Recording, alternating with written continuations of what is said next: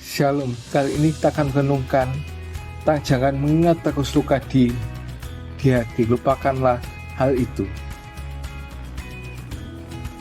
Markus 11 ayat yang ke-25 berkata, jika kamu berdiri untuk berdoa, ampunilah dahulu sekiranya ada barang sesuatu dalam hatimu terhadap seorang, supaya juga Bapamu di sorga mengampuni kesalahan-kesalahanmu.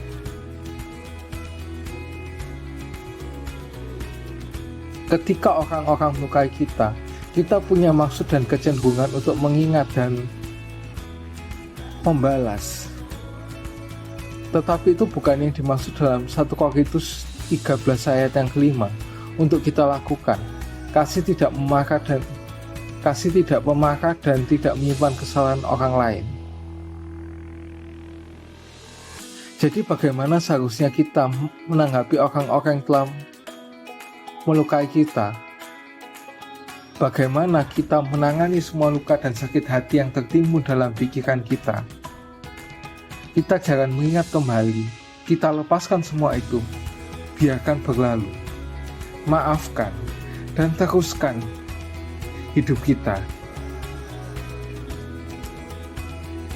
Ketika kita terluka, kita cenderung mengulang luka kita dengan 3 cara. Itu secara emosional dan pikiran kita, secara relasional dengan sebuah senjata, dan secara praktis dengan memberitahukan kepada orang lain. Pertama, kita mengingat kembali dengan memikirkan itu berulang-ulang di pikiran kita.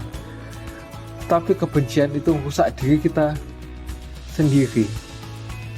Rasa sakit hati terus berlanjut dan tidak pernah sembuh. Masalah tidak terselesaikan. Apa yang paling sering kita pikirkan jadi kemana kita menuju dalam jalan hidup kita. Kalau kita hanya memikirkan sakit hati di masa lalu, maka kita hanya terperangkap di masa lalu. Tapi kalau kita fokus pada masa depan, kita berjalan menuju masa depan. Jika fokus potensi kita akan menuju ke potensi itu. Yang kedua, kita terus mengingat rasa sakit hati dalam hubungan dengan sesama kita. Kita menggunakan itu sebagai pasak dan senjata.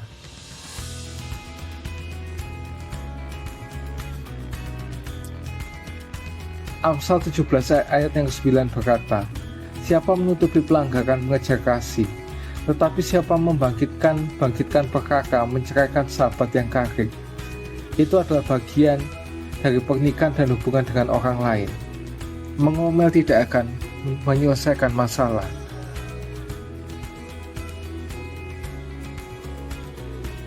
Yang ketiga, kita akan ingat kembali rasa sakit dengan memberitahu orang lain. Itu adalah gosip. Kita seharusnya tidak memberitahukan pada orang lain, kecuali ke Tuhan dan ke orang yang bermasalah dengan kita. Tahukah kita bahwa Tuhan membenci gosip?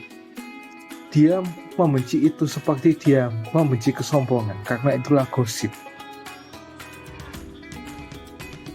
Sesungguhnya gosip itu secara sederhana adalah ego. Ketika kita mencoba untuk membuat kita kelihatan dan merasa lebih baik.